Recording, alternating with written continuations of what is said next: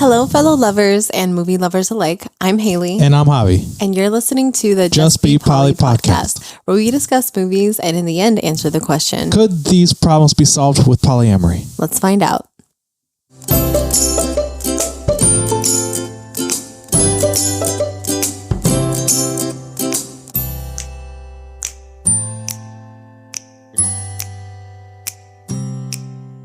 Today we're talking about A Home at the End of the World. This film was Javi's choice. Javi, why did you pick this film? I'm really glad we're talking about this film. I'm really excited. This film was originally a novel by author Michael Cunningham, written in 1990. I picked this book up as a teenager in a Goodwill because the cover and the title led me to believe it was a dystopian tale of people living like after an apocalypse or something. I was like, oh, cool, sci-fi horror action shit. There's a movie that sounds just like this, Seeking a Friend for the End of the World, which was about apocalypse. I may have gotten them confused when I was a teenager. I don't know when that one came out, but because that one had, I forget his name, but he plays Michael Scott. Steve Carell. That one starred Steve Carell and I think Keira Knightley. I might be totally wrong, but that one came out like maybe 10-ish years ago now. So maybe like obviously the Home at the End of the World came out first, but I don't think you confused them. Whatever the case may be, I had a preconceived notion and it was completely polar opposite. I was very misguided in that assumption as this queer love story slowly unraveled before me. I thought it was beautiful and thought-provoking. It challenged my ideas of the traditional that I had about what love is, what relationship structures should be like, which was perfect timing as I was in my rebellious adolescent stage, a stage that I like to believe I'm still in sometimes. You're just a boy. Yeah. He's just a boy in love. Love, love, love, lovey-dove. I read the book again in preparation for rewatching this film, and I was extremely excited to experience this story again as a born-again polyamorous man. Yeah, and I'm very excited to talk about it with you. I'm excited too. What does this story mean to you? So, I've never seen this movie before. When Javi asked to watch it, I remembered really nothing about the book except that there was a lot of sex. As we were watching the movie, some really tragic parts stuck out and I started remembering things a little bit. When we first met, Javi and I asked me to read the book and I did.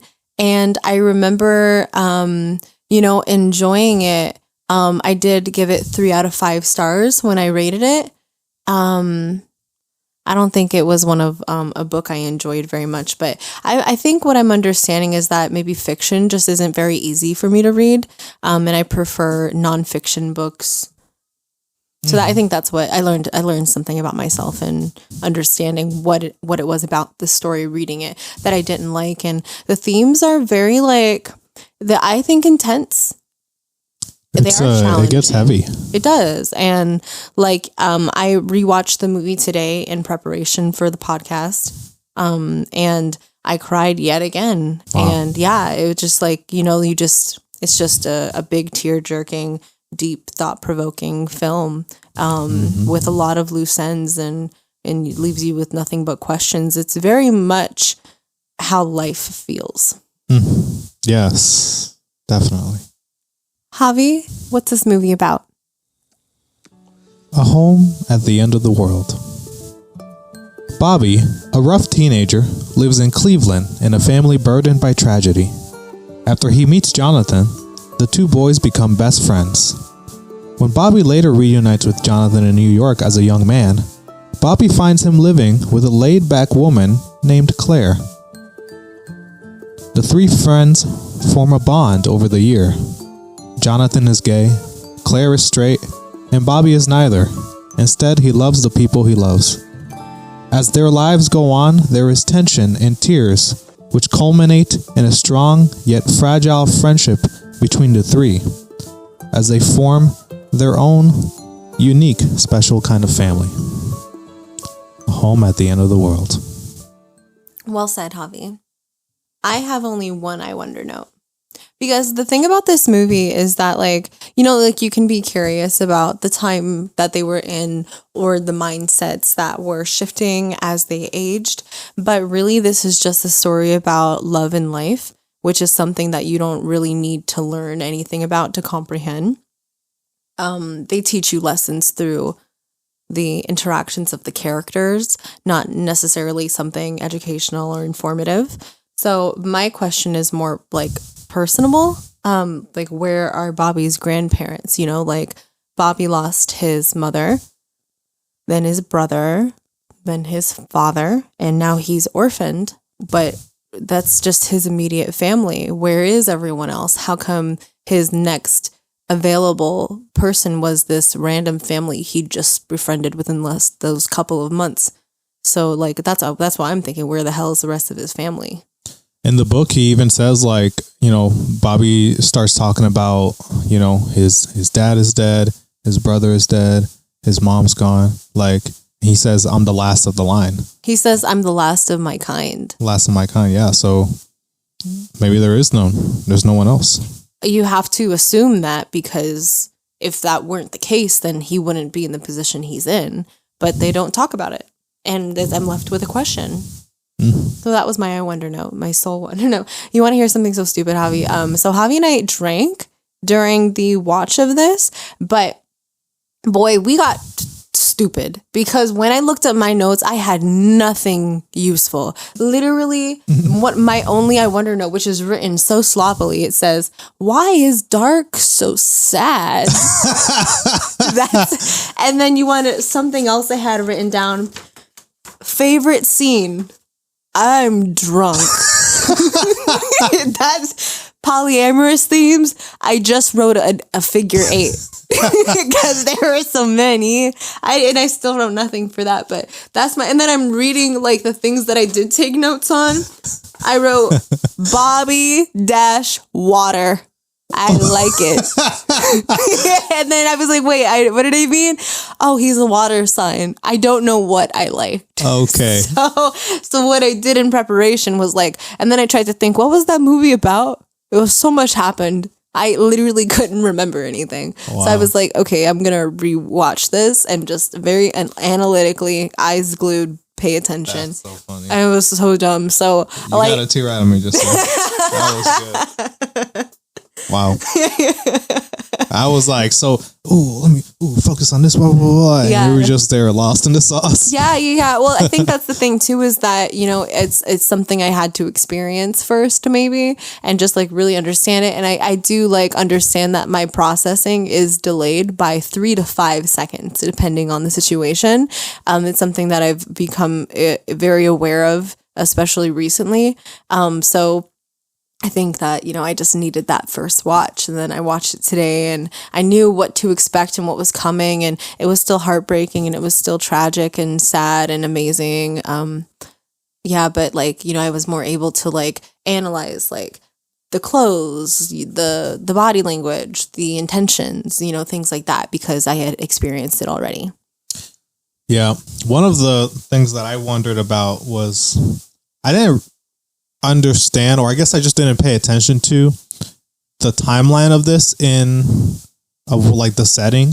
Like it starts in the 60s and it goes all the way till the 90s. So we span 3 decades of Americana through this. And it's cool because it feels like Forrest Gump almost, where it's just a dude, it's just people living their lives, and the world around them is changing, but how they are doesn't really change with what's going on. Like they're going through this polyamorous kind of non-monogamy kind of thing, but society has always and continued to be monogamous. Mindsets about the LGBTQ community were shifting.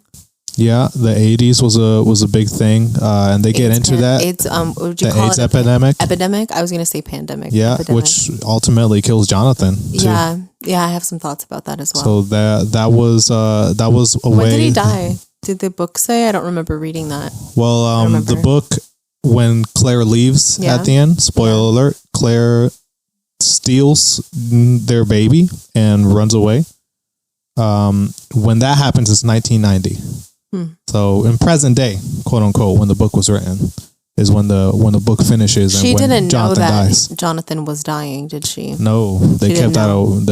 That was just between Jonathan and Bobby. Can you imagine how horrible she's gonna feel when she realizes that he's dead?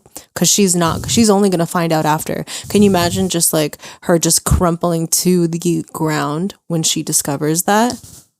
Yeah, I feel like she'd have a lot of mixed feelings because she's basically ready to leave Jonathan in the dust at the end and take Bobby with her, and that would to run away with him. Absolutely horrid. She would have felt even worse if that, because like then they would have left Jonathan all alone. Mm-hmm.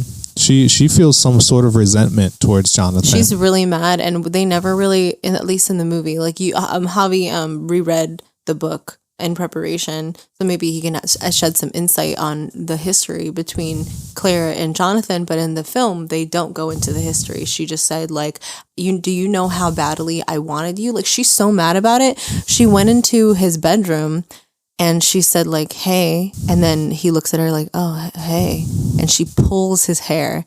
She's like, she's mad. She's so mad and resentful about whatever they experience. And what I'm constantly seeing from Jonathan is that when things get real, he runs. And with Claire, when things get real, she runs.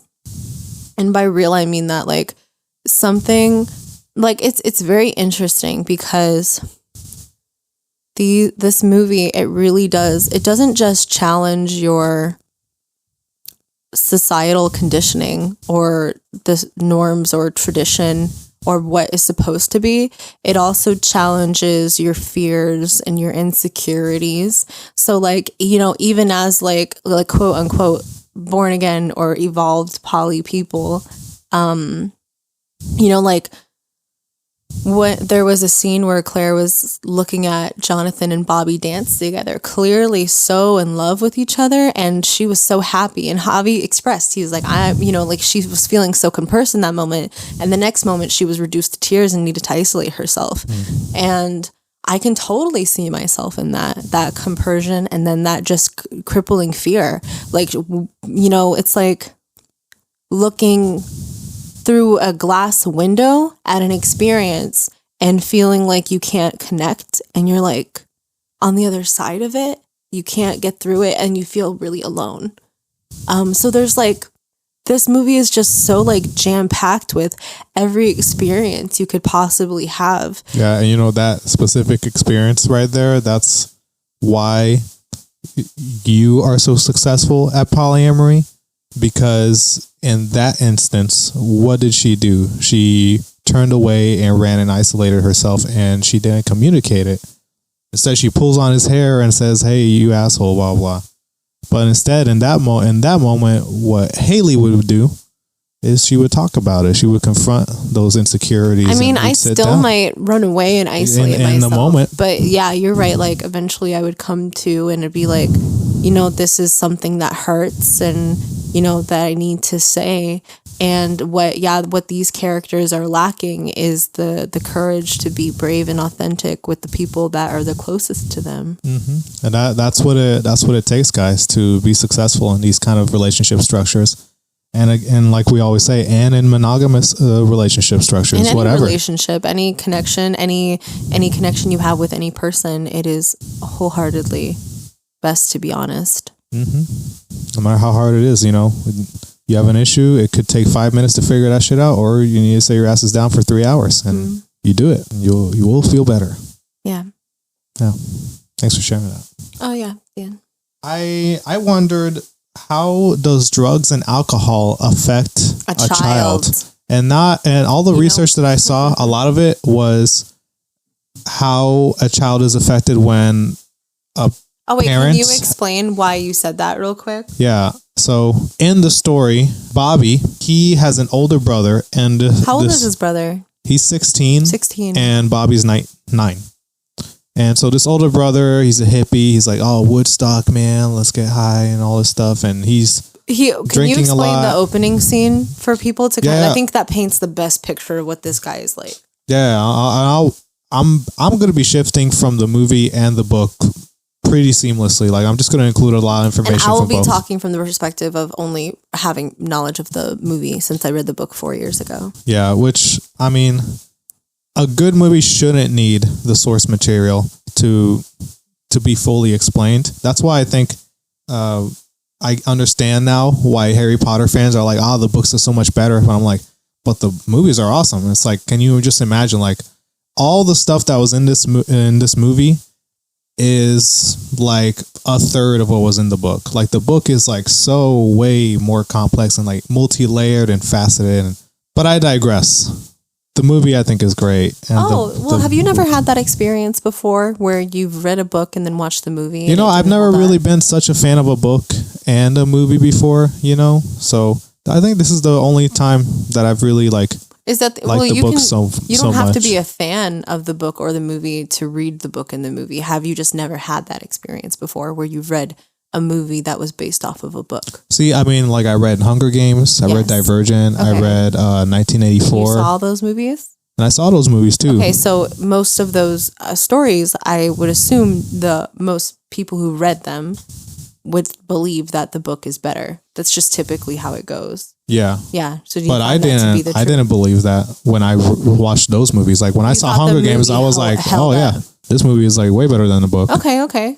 So this is the only time that's not the experience that you've had. That I've had, no. And I would say that that's against what most people think. Yeah. Most of the time. Yeah. I think that's because in this novel specifically, there is such descriptions about emotions and feelings. They really go into depth about it. Because when you're looking at it through a movie, you just kind of have to get the emotion based off of an expression or a look of yearning or maybe even a song. Like, they're trying to convey emotion. So that makes a lot of sense. It's about action in a movie, like visual, it's reminding me action. of Brokeback Mountain. The things that are left unsaid. Yeah. Which is a key point in this film, is the things that are left unsaid. Yeah. But in the book, they say everything. Oh, really? There's nothing left unsaid. Rounding back to what we were talking about, in the beginning of this story, this doesn't happen until like 2 or 3 chapters into the book. But in the movie, this is like the first scene. It's still black. Like, it hasn't opened to the first shot. And you just hear, like, you hear moaning, like, immediately.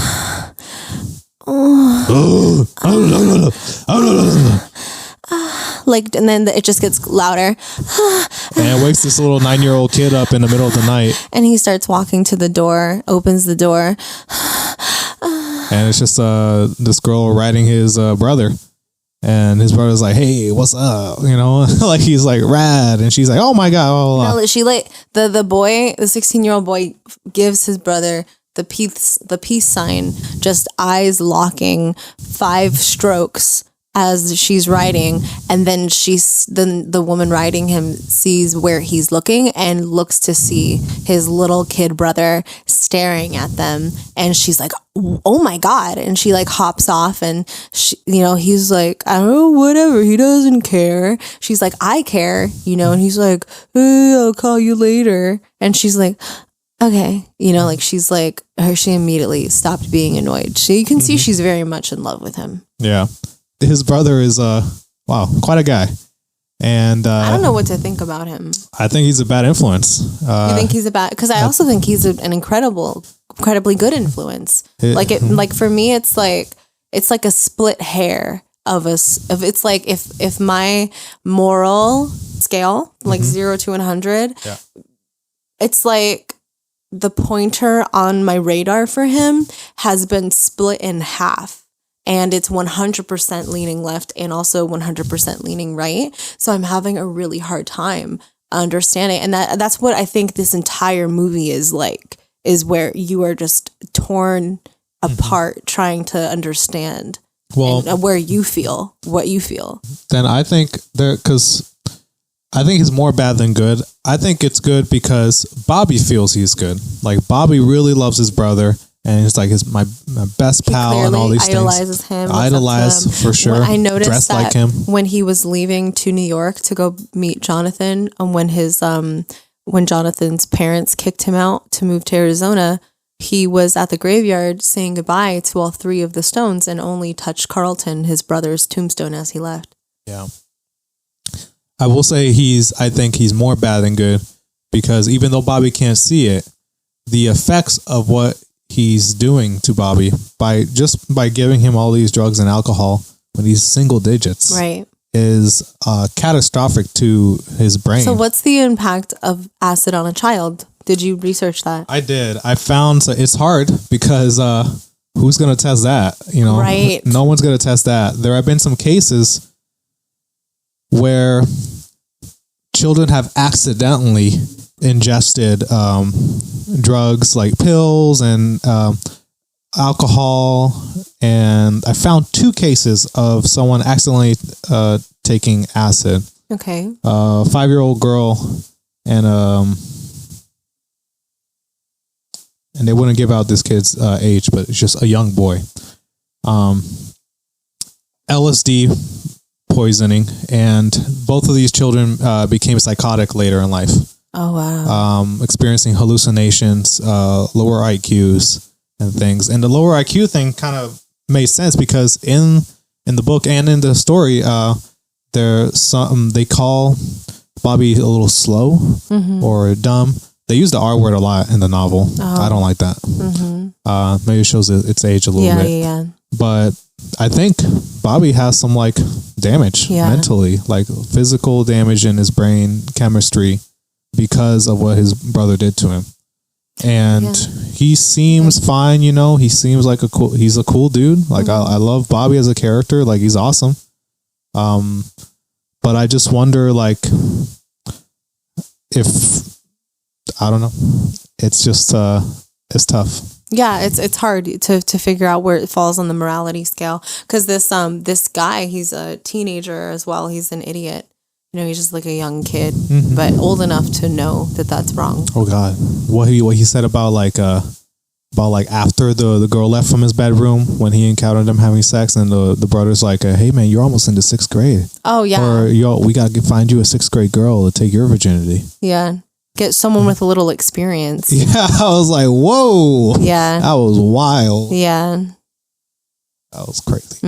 Yeah. So like, I was like, and then one thing that I was struggling with was when right after Carlton's girlfriend goes out the window, he has his brother join him in bed, and to be in a sexual energy while holding a child, I didn't know what to think or feel about that. And there were a lot of times where I was wondering and questioning if my societal conditioning, like is that an impolite thing to do? Is that a socially acceptable thing to do? Was impacting my perception of the experience. Like, is this wrong? I don't know. And it was really challenging for me. I didn't even think about that, but yeah. Like he was probably still erect. Still had a boner. Yeah. So I'm just like, Javi's processing it now. Wow. Yeah. Just had to stare into space for a second, think about that. Okay. Do you have any opinions about that? No? Another thing to think about. Okay. A decade plus with this story in my life, and I still gives me things to think about. It's incredibly multi-layered. So I cried a ton. Did you cry? When I first read the story, and actually when I was rereading it, I choked up near the story, because in the beginning of the story they talk a lot about their childhood and growing up and a lot of family moments, and they got me a lot with those. You know, in the movie, when Carlton took Bobby to the graveyard for the first time, Carlton said, "This is where I like to come when things get a little tilty at home." And I don't know what he meant by that. I don't remember observing anything that was too crazy. I was wondering if you had any insight on what Carlton might have been referring to. This is my whole qualm with this story is the writer, Michael Cunningham, wrote the book. and he wrote the screenplay for the movie. So he's responsible for writing both things. Responsible. And yet he left out. Like there's someone to blame for the film. Yeah, I blame him and I understand why he's doing this. Like in the film, he leaves out so much context to all these emotions that these people are going to feel. And I think he's doing that because it's got to be a film with it's got to be action, 90 minutes. We got to make this story cut. Yeah. And well, it's very impressive. And if anything, not explaining these things will be the mystery that you gotta, unravel in the movie. Nothing but mystery, and they comment on that directly in the movie as well. Based on the book, do you have any insight on Carlton's home life that would lead him to say to Bobby when he introduced him to the graveyard, "This is where I come when things at home feel tilty"?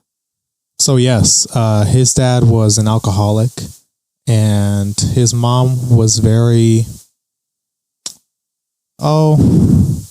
she was afraid of their dad. They never mentioned anything like a physical abuse, but there was definitely some emotional intimidation happening.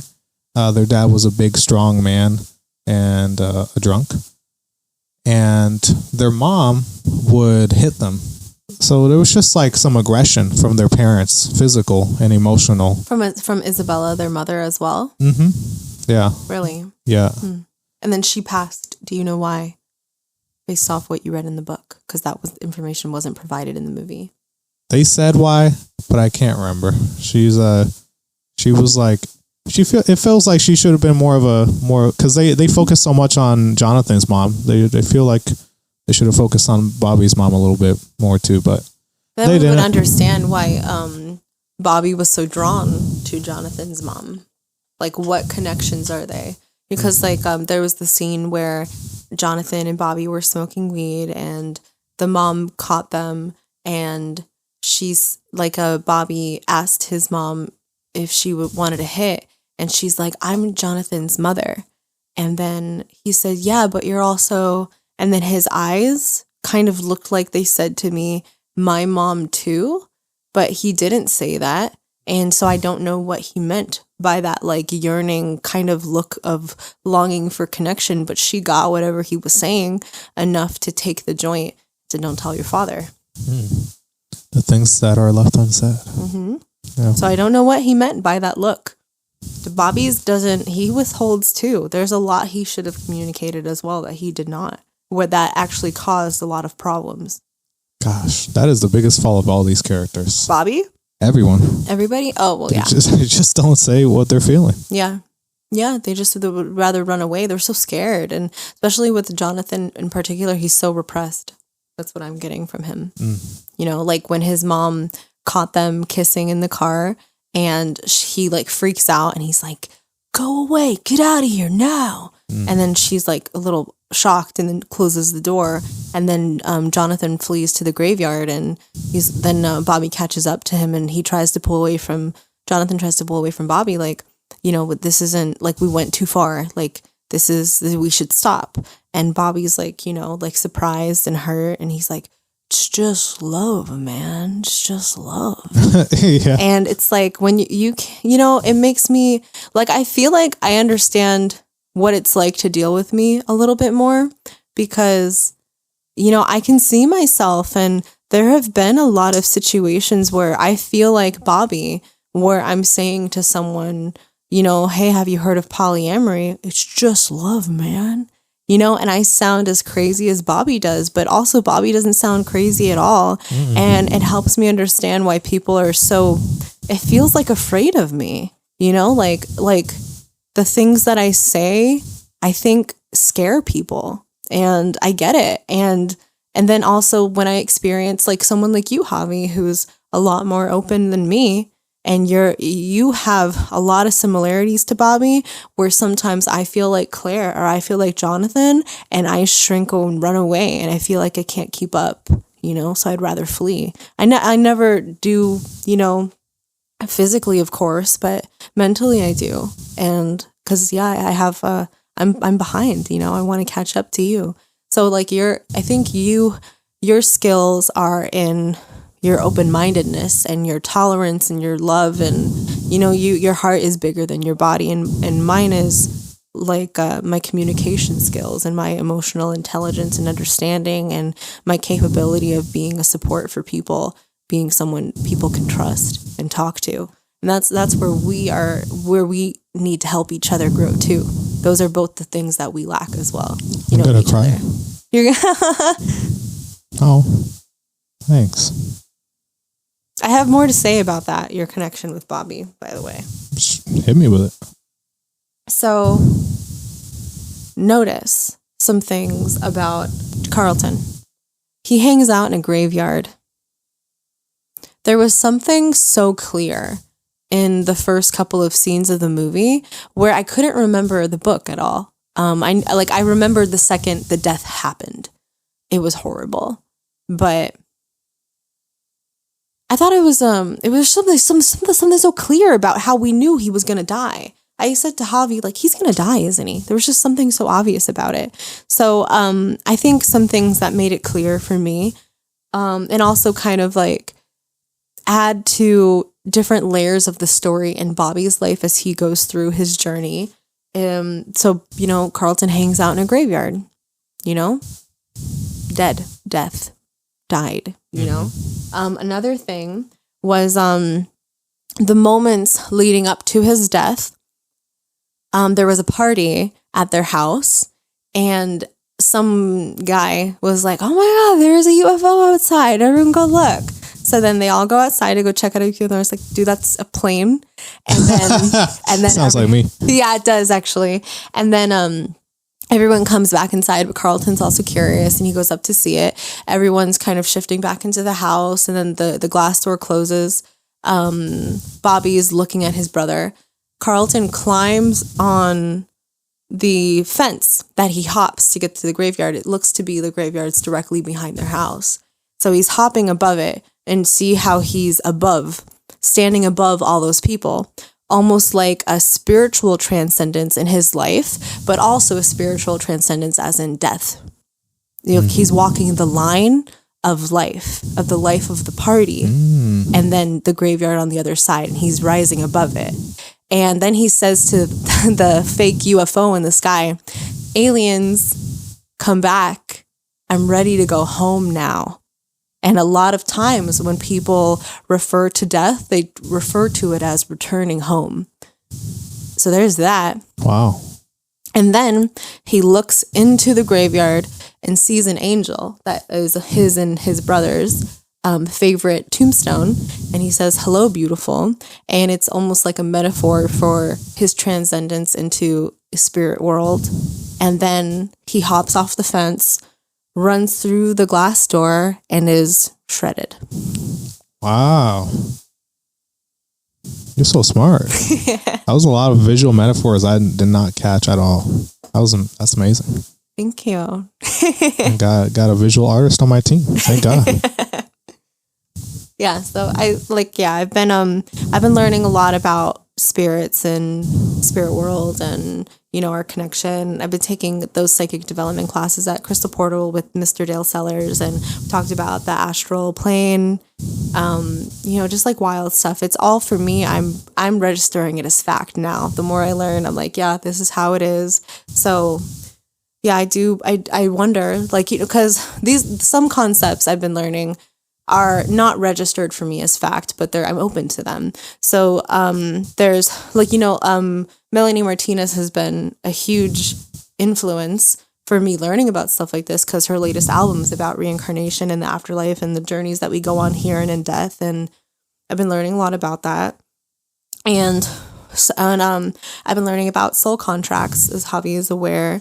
And there's the concept of soul contracts and things like that is that when we come into this life, there's a waiting list, and everyone has a soul, and their soul maps out their life, and we enter this life with intention, and our goal is to get the lessons and that we hope to learn as souls.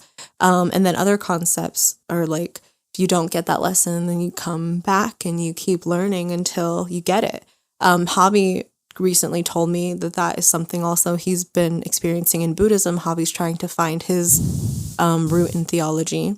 And he said that your soul will stop when it's reached nirvana, or like the highest enlightenment. So these are all very interesting concepts. And so we even plan our deaths according to some people that I've been listening to. So I'm curious if, if we were to interpret the story as reality, then I wonder why Carlton's soul chose to leave at that time. So young, 16, Yeah, the mysteries of nature, of life. I keep telling people now that the more I learn about this stuff, because it feels true, the more I learn, the more bored I get, Like, really?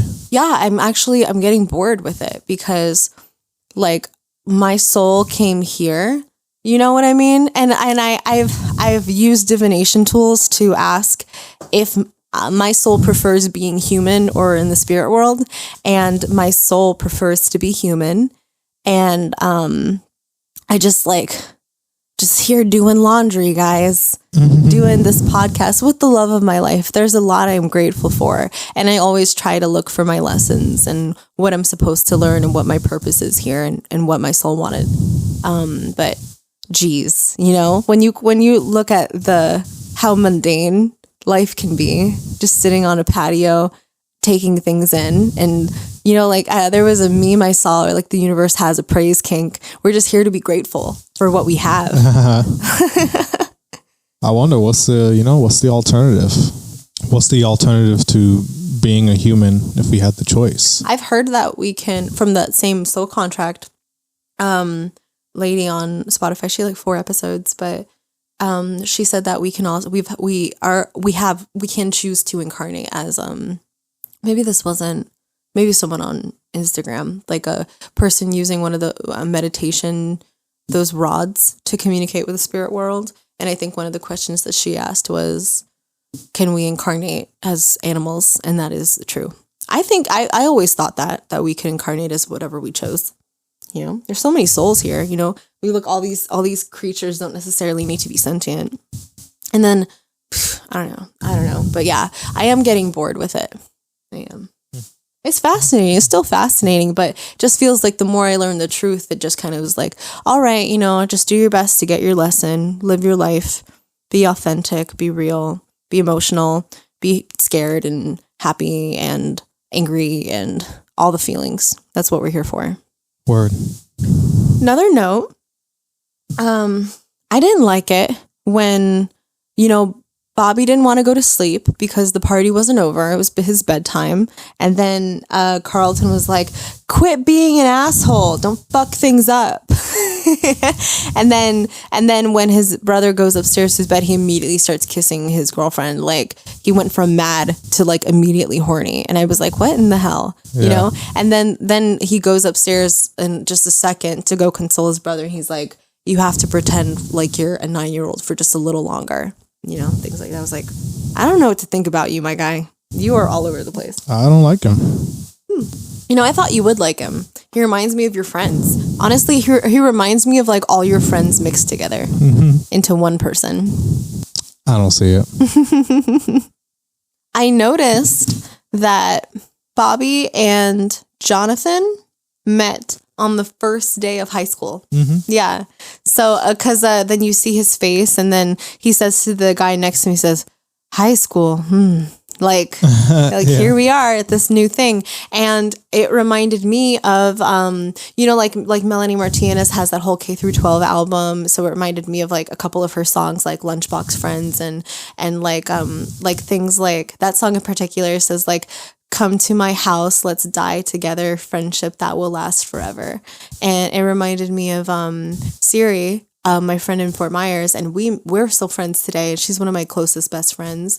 And we met on the first day of high school. First day, first period, English class. And I was just like, wow, like that's really out there happening, where people met on the first day of high school and remain friends for decades and decades later. Yeah, right on. I didn't think I would have a friend like that, So that was cool, to connect like that.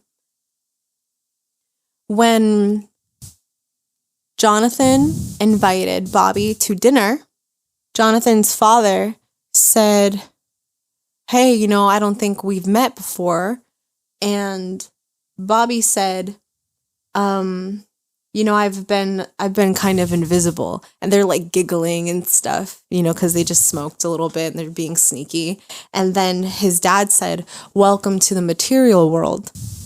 And that also resonated with me in terms of Bobby's connection to the spirit world. And at this point, he's lost his brother and his mother, and he just has his dad, which obviously doesn't seem like a great relationship.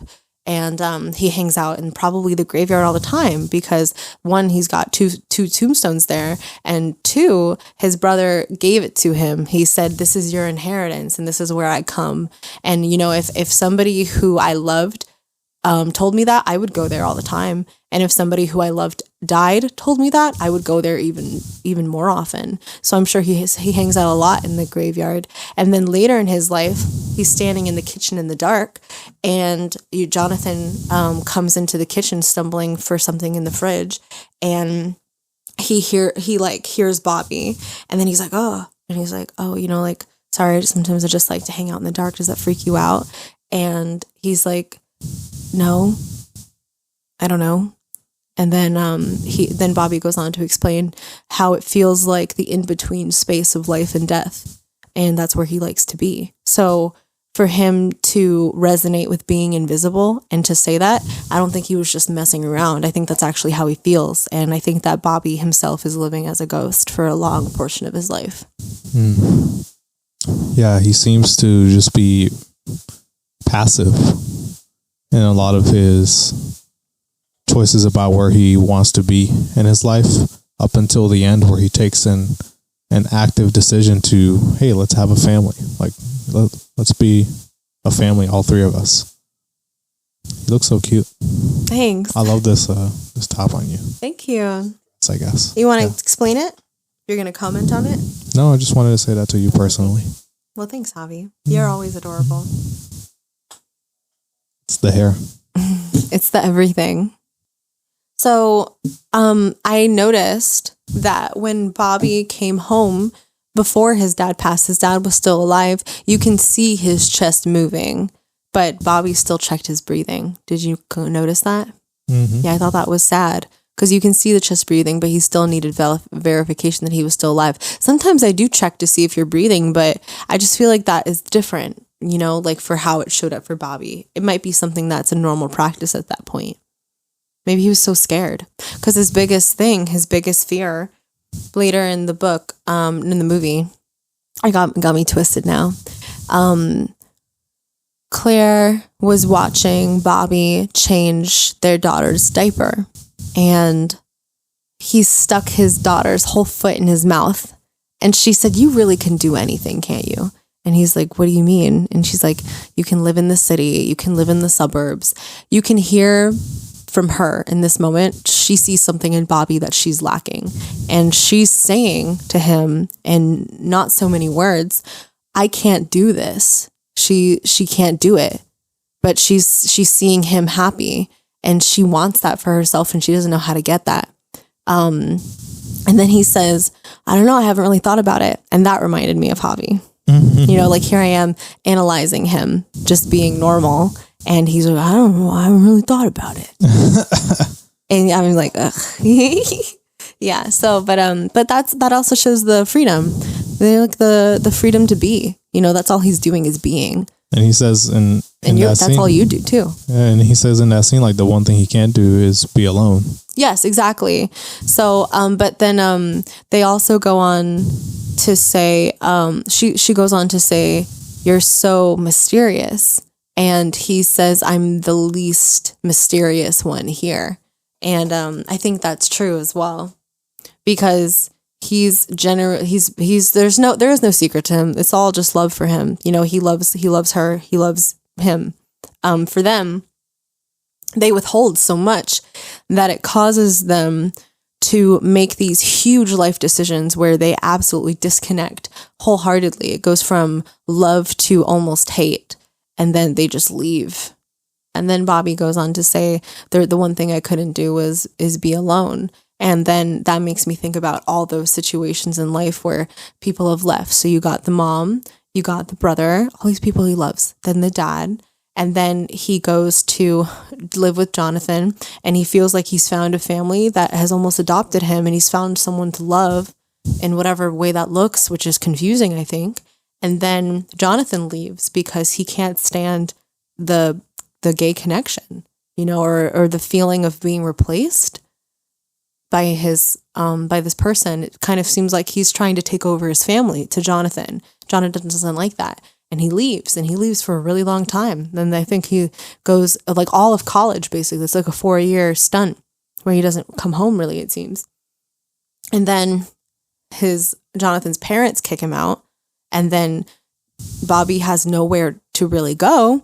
So he calls Jonathan, and they clearly have not spoken. Jonathan picks up the phone. He goes over there. A mess happens over there. And then Jonathan leaves again. And then Bobby and Claire are heartbroken, and then they all go back and confront each other. They go on to have this family, and now Claire and the baby leave, right? That's we're getting to the end of the story. And then Jonathan leaves through death, and then Bobby is alone in that house until Claire does or does not come back home. And I was trying to think, okay, well, now we're at the end of this movie, and we got Bobby just staring off into the house where Jonathan just entered. Then that is definitely the house is his tombstone. Pretty much, he will be there until he dies. And you got Bobby just staring at it. And I thought, okay, Jonathan's gone. Where does Bobby go next? And I was like, does he stay here or does he go somewhere else? Because this isn't really his house. This is Claire's house. It's her money, her house. She owns it. Is he even allowed to stay there long term? I don't know. And so I was like, where would he go next? And I was thinking, well, Jonathan's mom's alone now because her husband passed. Would he go back to live with her for a little while? And if they do, she's not that old, but I could imagine him staying with her for a little long time, maybe. Who knows? I don't know. And then she might die. And it just made me think that he's always just in this space where people are leaving. And I just, in the chest with that, Yeah. Yeah. That's his biggest fear, and it's the most consistent thing in his life. Yeah. In such finite ways. You said it all right there. I noticed that Bobby is always pushing against the resistance of people around him in very gentle ways. How do you mean? It reminds me of like in Leap Year, like what we covered for the last podcast, how she got pricked with the needle, and then she said, "Hey, you did that on purpose. Stop it." That's how he's combating the people around him as well. It's in a very gentle way. So I thought that was cool. He's a gentle soul. Yeah, I thought him to be a water sign. I think he's a Cancer. Like very sensitive, in touch with his emotions, like the mother figure of the connections. And you cried a lot. You said Bobby has to be a Cancer or Pisces. Water sign, yeah. You said Claire has to be a fire sign. Oh yeah, for sure. For sure. Because she's a shouter, passionate, her red hair, vibrant clothes, like definitely a fire sign. And you said Jonathan has to be an earth sign. I think he's an earth sign because he, to me, represents like a Virgo. He just like, and I'm not trying to offend when I communicate, but he seems a little stuck, maybe like another way to say it is grounded, extremely grounded. He likes things his way. Things like that, the way he dressed. It gave very organized to me, but not like a Capricorn, like a earth sign, like a Virgo. I don't know. And I'm guessing, but that's how they appeared to me, which I thought was cool because there's this big mixture of personalities in this connection, and it just kind of goes to show, like, we can all make it work. I guess they didn't, though, did they? No. I usually would say, like having multiple personalities like that in a relationship, like, brings balance, everyone balances. Yeah, that's what I would think. Yeah. Yeah. Not for them, I guess. They just spoke up a bit more. One of my notes, this is how you connect with Bobby. So I wrote, it's obvious that Javi really resonates with the character Bobby. Bobby connects through music with people, and he loves music. He expresses himself through his wild hair. He loves love and sex. He loves to cook. He loves the taboo or shifting people's mindsets and is incredibly generous, kind, loving, and open-minded. And these are all traits that Javi also possesses. So I can't remember relating to a character so heavily. That is an entire paragraph of similarities, which is why I think one of the many, many reasons I think this movie resonates with you especially. That's it's pretty close to me. Yeah. I think I always saw Bobby as the main character, and it's not supposed to be he's the main character. It's supposed to be there's three main characters, but I always identify Bobby's the with glue, and he's also the catalyst. Mm-hmm. Yeah, he's the reason people change so much. He's the reason Colin Farrell played him. The biggest actor in that movie played Bobby. So I'm the main character, is what I'm hearing. Yeah. I noted that people are constantly running away from how loving he is. Again, same. Yeah. All those girls who've ghosted me. I mean, yeah. Well, see, something that I saw myself in that is like, I've had people who I interact with who seem scared of me and what I can offer, which I feel like is a lot. And then The most. Thank you. And then there's people like a friend of mine who, communicated to me like, oh, hey, I've been having all of these like hookups and orgies with all my friends. And so we just go to the beach and just have orgies all the time. And I'm like, I found that so challenging, and I still find that challenging. He told me that like 2 years ago or something, and I was hoping that one day I wouldn't be challenged by that, but I still am. So I think that there's when someone's more loving than me, it does challenge me, and I have to grow like that as well. So I get the feeling of, why is this person so scared? And then I also get the feeling of, I'm terrified. So that it's all making sense, and this is a really challenging movie, and I would be very excited to explore it like a couple years down the line and see how things change for me. Hopefully they do, because that's who I want to be, is someone who's cool with all that. But I'm just that's not who I am now, and it's not who I've been, and it is who I want to become. I can resonate with that feeling when it comes to my drumming. I have to keep learning. Everyone is on their own journey. I felt a lot more at peace with this feeling, where I see someone that's better at drumming than I am, or I like their style better, or they do things that I can't do.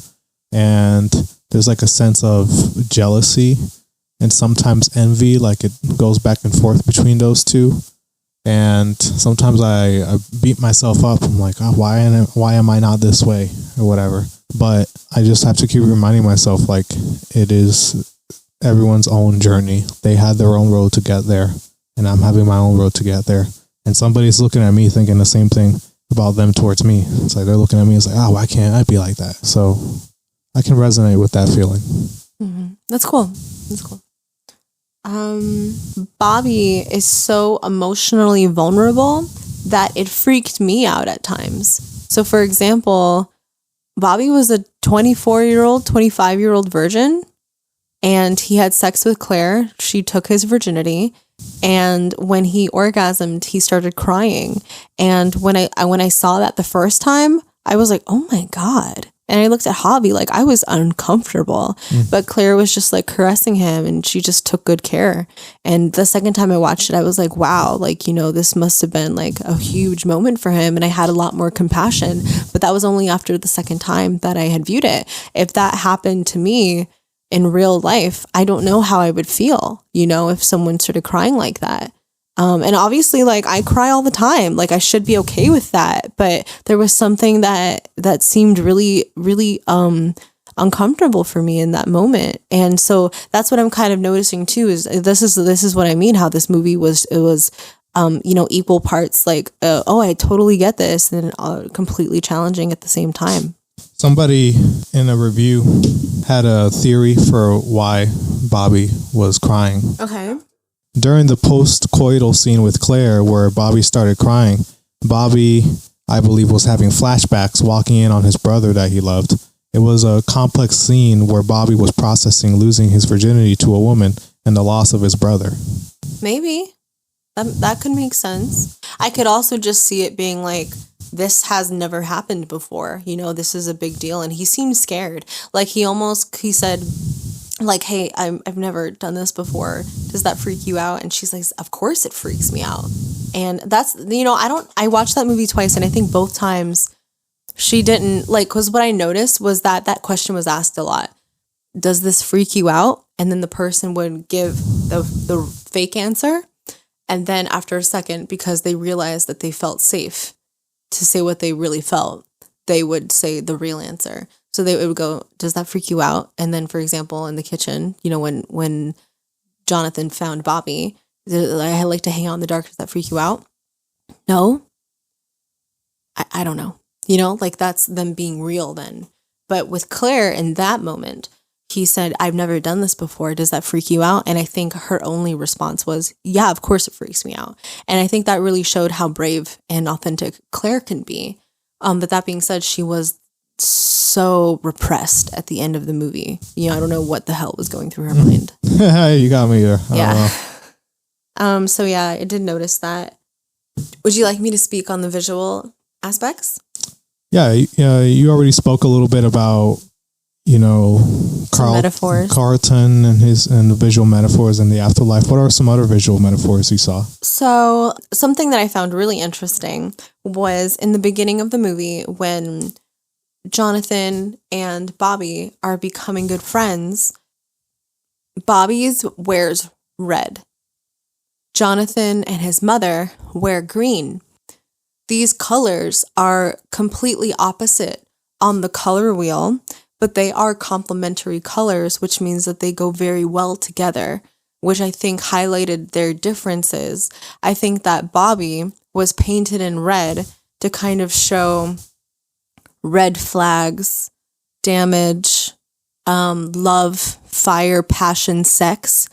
I don't know if this felt this way to you, but in that smoking scene, was there an undercurrent of sex to you the entire time? Like almost like the mom and Bobby would have sex too?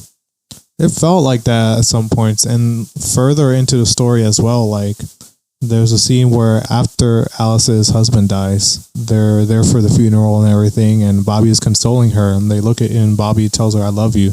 And she takes his face in her hands, and it looks like she's about to go in for a kiss almost. It feels like it's implied a little bit that there could be some kind of sexual tension between them. But yeah, I felt that the entire time. It was odd. Don't know what to think about it. I feel valid that was present for you as well.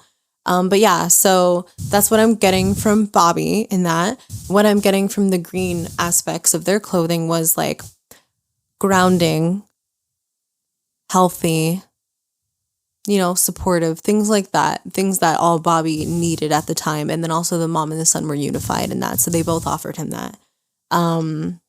What was even more interesting was that in the evening, and I thought about this a little bit more, Bobby and Jonathan were in bed, and there was maybe an undercurrent of sexual tension that I didn't pick up on very much up until that moment, that scene. You don't really, it was kind of like Brokeback Mountain where it kind of came out of nowhere almost. Mm-hmm. So it implies that it didn't come out of nowhere for the characters, but we didn't see it.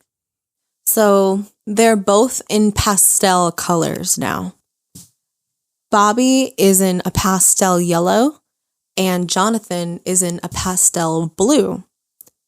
These colors, blue and yellow, are closer on the color wheel than red and green. So I think that visually represents the close nature now of them. They have become closer throughout the day. And then I think what the pastel colors represent is this is their first really ever, it seems, sexual experience. it's first generally, and it's definitely like outside of norms as it's a gay encounter. And then I think that the pale colors, they represent their newness, kind of like the pale colors that are used on children as on babies in infancy. I think that Jonathan's is a pale blue to represent his conditioning and how he adheres to those norms, gender, societal, sexual, all those, and Bobby's is yellow because that's considered to be that neutral baby color, right? Like, like that's how it's seen is, you go yellow if you don't know if it's going to be a boy or a girl. And I think that kind of, aids to the understanding of Bobby not fitting really within any of these boxes that people try to understand him through. Wow. That's really cool. Wow, color theory. That's very interesting. Thank you for that interpretation. You're welcome. Something else that was just kind of cool about their house as adults was the whole place was vivacious, decorated, clearly they put a lot of care and there's a lot. And then there's one bedroom that is just white. And you're like, what? This whole house. But then Jonathan goes to say, I needed a little respite from all the decor. I think that was his bedroom. Yeah. So that's very interesting. And in the novel, he was like, oh, I went through like a Zen phase and I just never like got around to doing anything about it.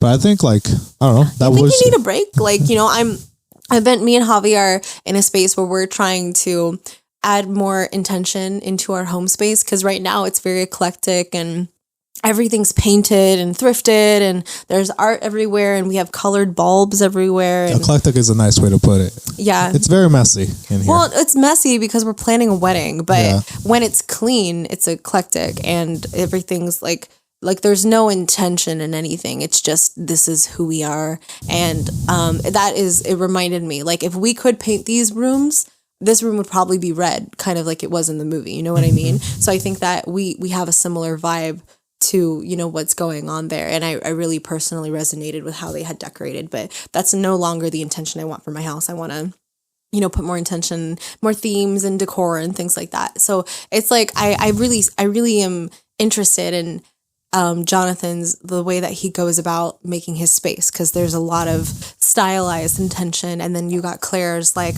wild fiery aspects where she's like, let's paint this, and then he's like, but white goes with everything. I was like, ugh, white goes with everything. And then she's like, honey, it is a house, not an outfit, and I just kind of think that goes to show their passion. Yeah. A white room in New York City that's so bustling and busy would probably feel really relaxing and zen. Or like an insane asylum. Yeah. I don't like white. It's my least favorite color. Watching 20 Years, that's my favorite. Orange used to be a color I loathed. And now it's my favorite. Yeah. Yeah. So, it's funny. I do think that life can be very humorous sometimes. Sometimes, like literally, what's that phrase? Make plans and God laughs. That's how it feels. I just feel like I'm constantly being laughed at. Mm-hmm. We're ever-changing creatures. Mm-hmm. Our brain evolves. Life throws us new things, and we adapt and we grow. Always. Mm-hmm. Can I share with you a lyric from a Melanie Martinez song that really resonated for me in this story? Please. Okay. It's not just a joke or a lesson we live through. Every which way and second there's a breakthrough. I'm mortal. That's it. Cool. Yeah, I've had that stuck in my head, but that's how I feel. Like, and that's what I mean. There's so many lessons in her music. It's not just a joke or a lesson we live through. And I was like, okay, I hear you, because that's 100% all I saw. And then she said, every which way and second there's a breakthrough. Like I'm like constantly changing. I'm excited to go see her. Me too. We're going to go see her in June. It's going to be fun. Yes. And I'm so excited. I made like 15 pony bead bracelets and all this Melanie Martinez like jewelry and stuff to hand out to other people who are going to be just as excited to be there as we are. I'm really excited to make some people happy this summer. Oh, yeah. Those were my visual art notes. Do you have any music notes? it seems like the soundtrack is really popular because when I was looking up scenes for, the favorite scene aspect or the favorite quote, trying to find that, I found a lot of videos on the soundtrack, which made me think that the soundtrack resonated with a lot of people. Yeah. I mean, that soundtrack, it's just great vibes. A lot of awesome tunes. Suzanne by Leonard Cohen. Because of the Night, Bruce Springsteen and Patti Smith. Oh. Just Like a Woman, Bob Dylan, Me and Julio, Paul Simon. There's this awesome moment where I think we were talking about it earlier, where they're all smoking together. Jonathan, Bobby, and Jonathan's mom, Alice. They're all smoking in the room together. Oh, that what they were playing on the record vinyl. Yeah, he's like, I was like, Javi would love this. That moment where he's like, "You're my," and they don't say anything, and she just kind of like walks in. In the background, the music says, "You're my Desiree." The song speaks for him. It's like, "You're my Desiree. You're my love." That one's by Laura Nyro and Patti LaBelle. The soundtrack was made by Duncan Sheik, I believe. He has a famous single that if I put it on right now, you know what it is. But he made the music for Spring Awakening, the musical, Oh, yeah. And I haven't seen it, but I've listened to parts of the soundtrack and I've loved everything I've heard so far. Some of the soundtrack in this film feel a little bit of that kind of vibe. There's this moment too, in the beginning when Bobby and his brother Carlton are in the graveyard and Bobby's on acid. Jumping ahead, this is also my favorite scene of the movie. It's just interrelated. Where even though it's a horrible thing that he just gave this 9-year-old kid acid, but it's my favorite scene because then on this trip, this kid gets on top of this tombstone and it starts flying, levitating up into the sky while this beautiful song is going on. And I thought it was really cool. It's like an upbeat, cheesy music that puts us in his POV that like this kid, he's on acid and everything is cool and wonderful and colors are flying all over the place and he's flying. But it's actually kind of a horrible thing that's happening. There's like an irony in there. Hey, guess what? What? It's my favorite scene. No way. That's your favorite scene? Yeah, that's what I picked. Wow. There's nothing to be afraid of in this whole pretty world, Bobby. I'm here.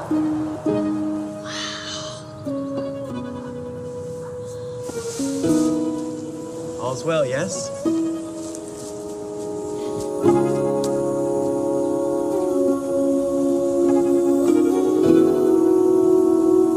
This is where we live.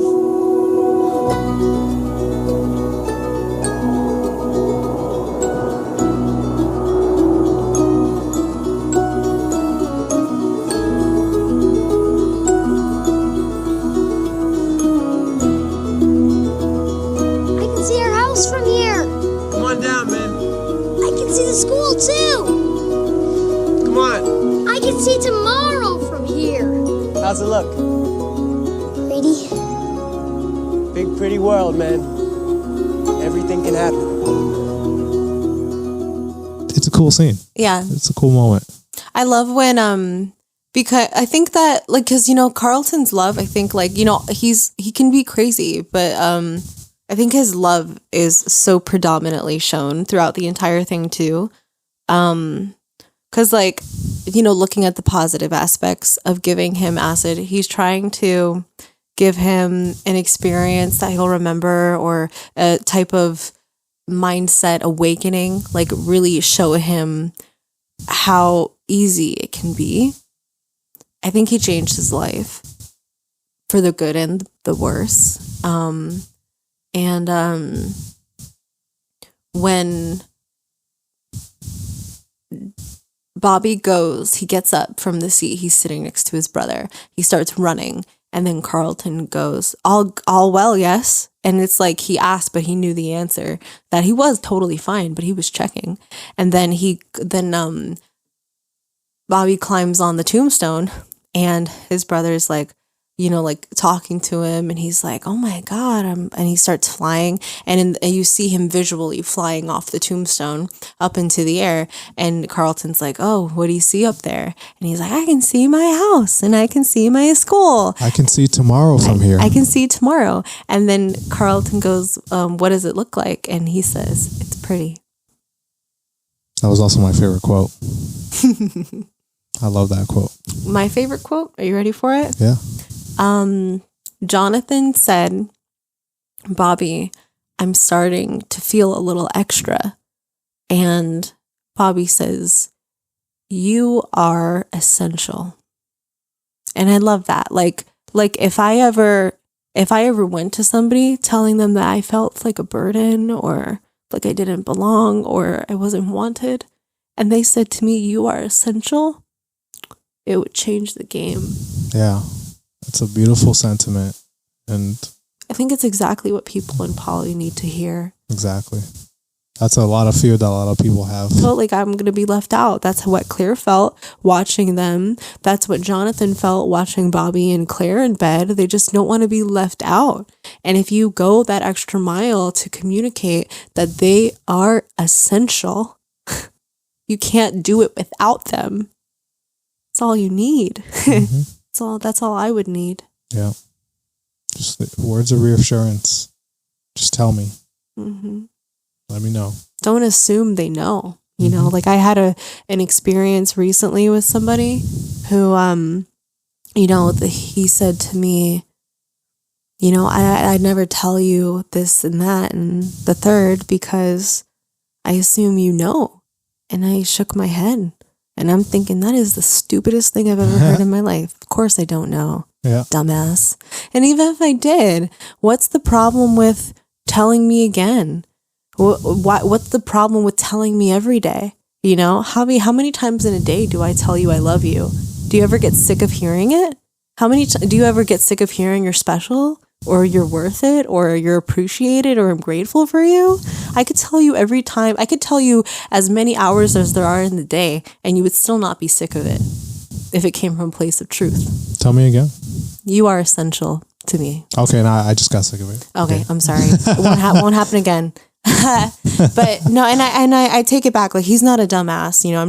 I just was mad. I was mad in that moment, because I'm like, of course not. And this person's older than me. And I'm like, how can you be older than me and be thinking this way? Of course I don't know, because you didn't tell me. And I asked, and you don't tell me. Mm-hmm. Yeah.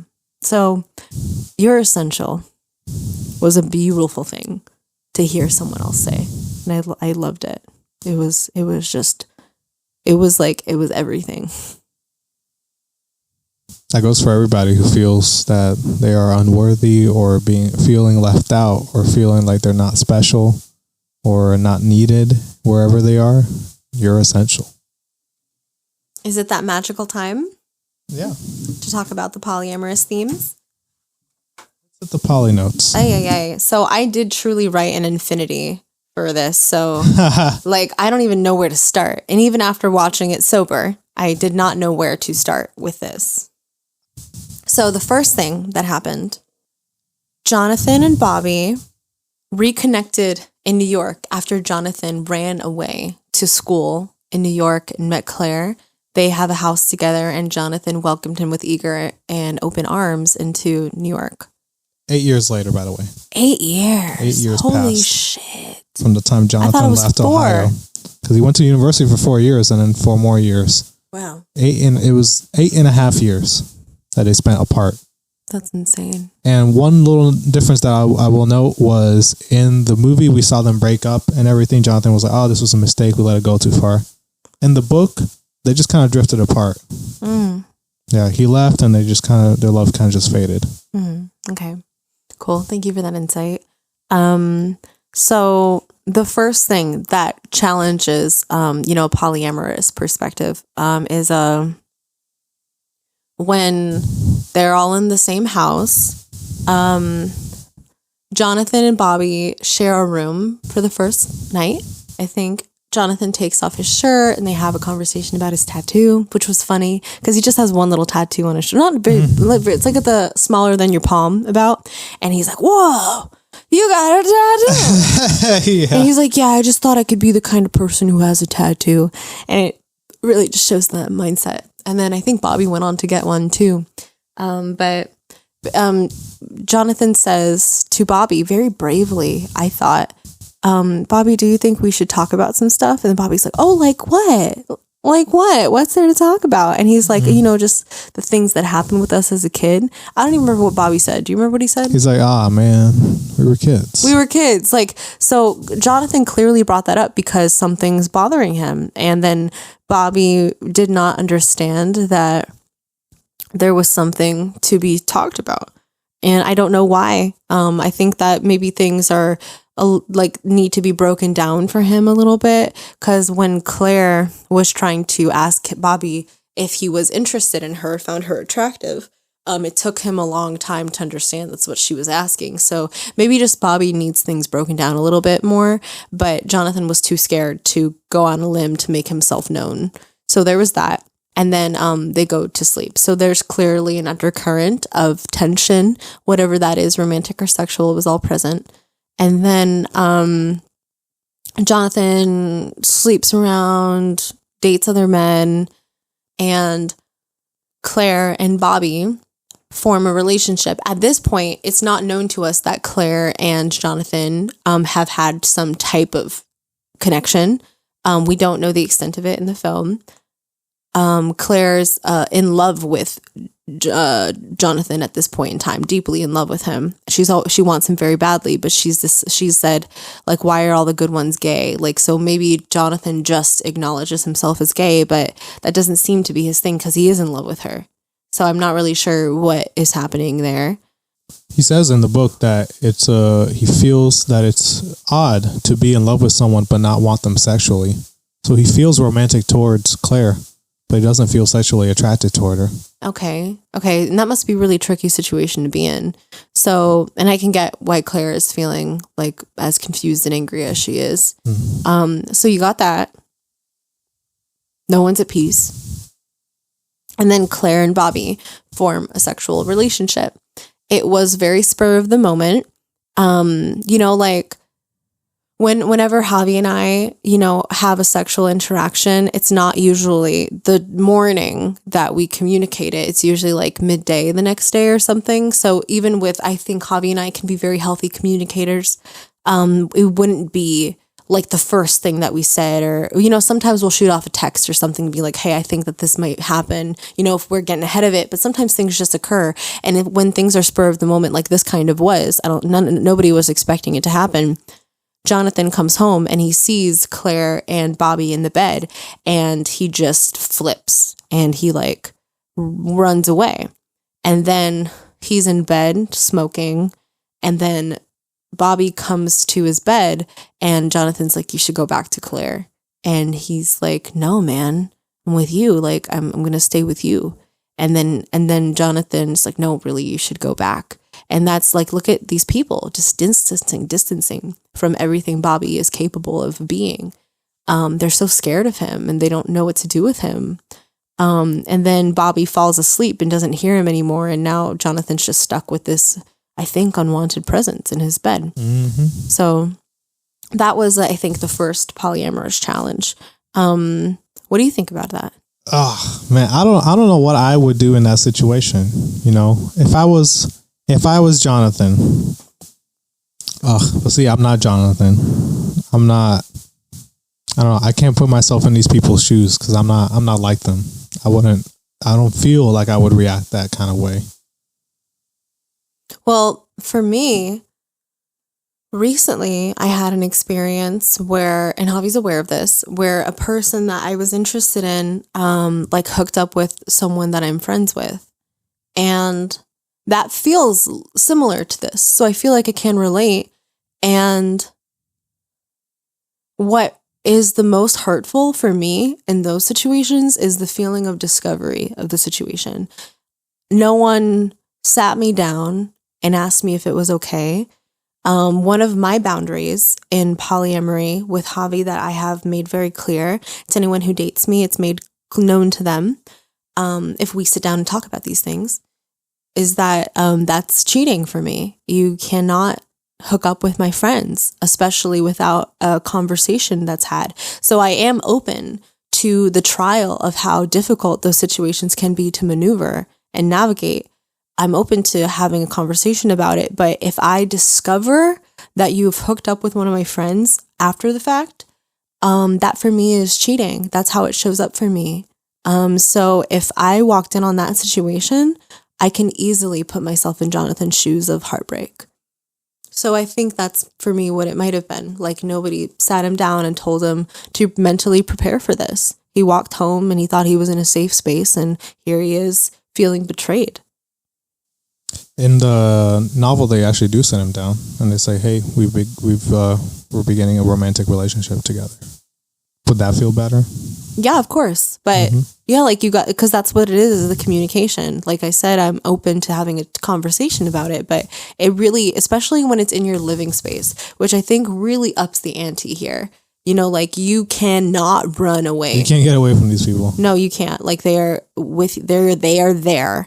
They are home. And that's what makes it worse.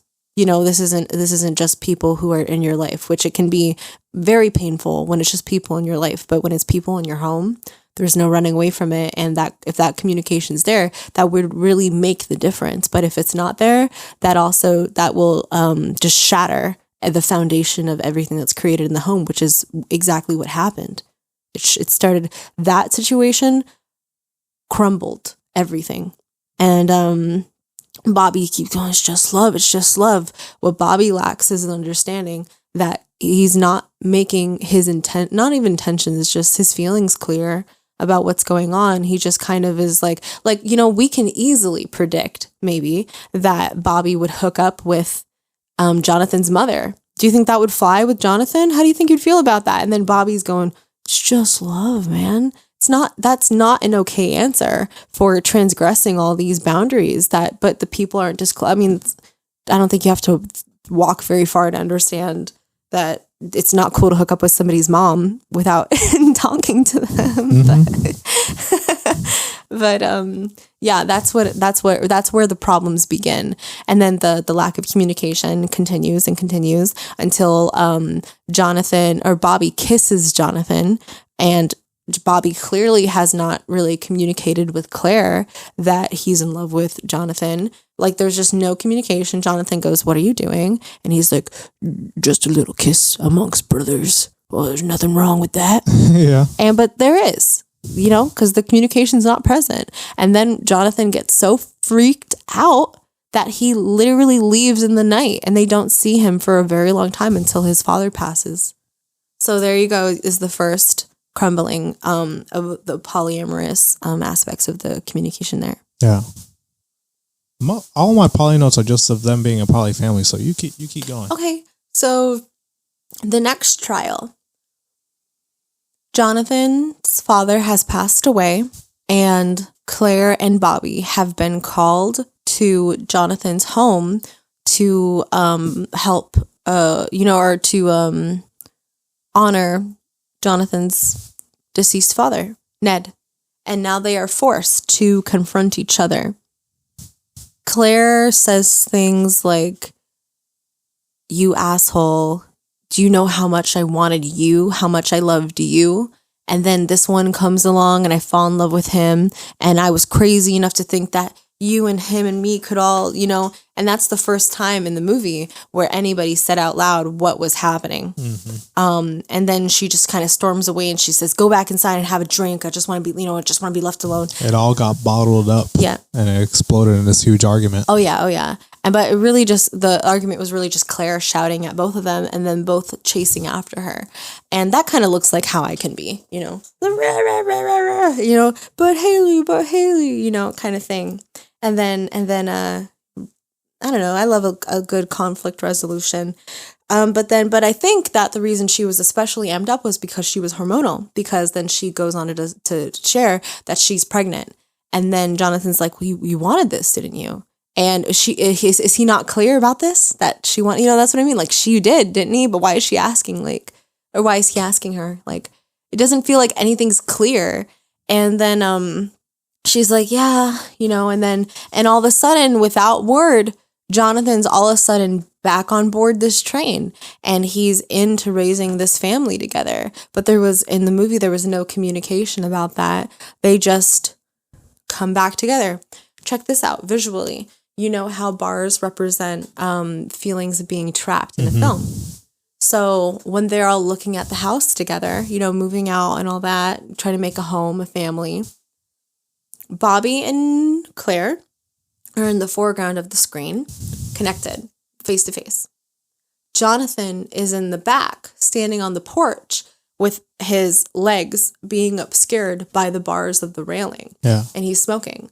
And I think that because the bars are halfway up his body, it represents a sensation of being half in, half out, half free, half trapped. Yeah. Wow. So there's still a dynamic there where he's not totally in. He's not totally clear. A lot of confusion and maybe animosity and resentment and fear and love and all these feelings that are just not being worked out or talked about or communicated. They were both immediately so happy to be fathers. Yeah. Immediately. You're so cute. Okay, so moving on. The next trial is Bobby and Jonathan caressing each other and dancing very lovingly on the patio. Claire sees them, and I think, Javi, that this is my interpretation, is that this might be the first time where she realized that they were in love with each other. That's bizarre. That's bizarre. After all that time. After all that time. That this is how she knows. Have they not had sex? I don't know. I don't understand how you could not know that they are fucking in love with each other. And then so then she realizes that you see the compersion, and then you see the hurt and the isolation. And then in the night she confronts Jonathan, and they had a conversation, and she started to get real with him. And she paused, and instead of egging her on to say what she needed to say, Jonathan said, "Come to bed." And she said, "I can't sleep." And then he said, "Okay, good night, crazy mama." There's love there. And he called her crazy as well. And then she said good night. And then the next day she leaves and doesn't return. Mm-hmm. He said, I know what he said. "It'll all feel better in the morning." Guess what she was doing in the morning? Packing. Yeah. Did not feel better. And that's the thing, is that you really need to say what you want to say. It won't go away. It's going to play in your head like a broken record until it's said, and then it's gone, and then it's better. Absolutely. So if she had said what she needed to say in that moment, if Jonathan helped her get there, regardless of how tired he was, saw that she was in pain and did everything he could to help her release that, everyone's life might have been different. This is called a home at the end of the world. And I think the end of the world is Jonathan dying in that house. End of his world. End of their world as a family. It's a triad. Ugh, so sad. So yeah, those were all the poly themes that I found. Where's the cheeriness of this movie? Boy, the fuck, you don't pick happy movies. I don't. Yeah. I like balance. I like to talk about silly movies in a serious way, and you like to talk about serious movies in a serious way, and it's just a bummer. Oh man. Well, I dug into a little bit about polyamorous families. Okay. And things. That's fascinating, because obviously that's not something that we know much about. It's hard to meet poly people. We don't really connect with people who have many children. And when we do, it's not like they make an effort to talk about, what's going on. I don't know if I shared with you guys already, but there's when I first started being poly, I was really looking for people to connect with and help me understand my issues and where I was struggling and stuff like that, like what I could be doing better and what other people were dealing with. And I wanted to know I wasn't alone in the pain I was feeling, because it's not easy. This kind of relationship structure really, I think, takes a really evolved personality. It's constant work. I think much more so than a monogamous relationship, in my opinion. And I think Javi shares that opinion. It's not easy. So when I first met someone who was poly, like the first person I met here when I was poly, I worked with them and I reached out to them and they would not know that this was desperation. But I asked them like, hey, like, do you ever like have a hard time with this? And I think that her reaction was rooted in defense, because when people will constantly, like, I don't even have to say much for people to put up blocks to me. I couldn't do that. I don't know how you're doing that. That sounds crazy. I'm too jealous for that. I don't have to say much for people to block me.